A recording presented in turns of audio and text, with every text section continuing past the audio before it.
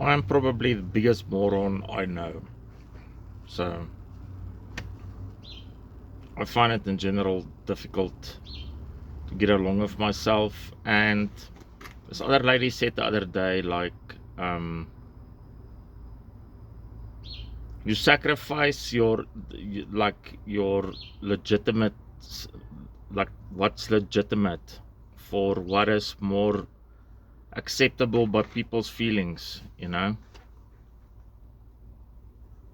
It's not a delegitimacy thing, it's an empathy thing. So being honest I've got no clue what I'm going to talk about there. I think it's important to speak your thoughts and not pretend. Be honest.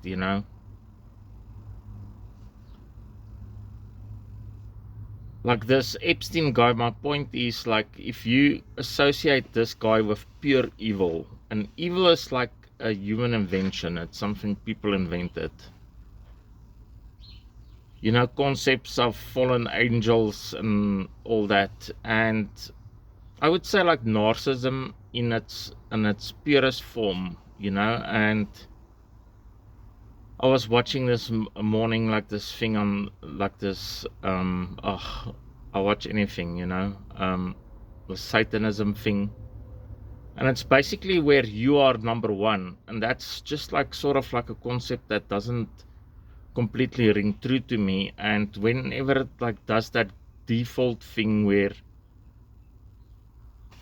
and there's so many truths to that personality thing, and it's a on yourself thing. It's like a mass something wrong with it, like a mass thing, like a beehive, hive mind, you know. That's a completely unpopular thing to say, and is there any problem with it if people, more than people that know me, listens to it? To get a honest warning.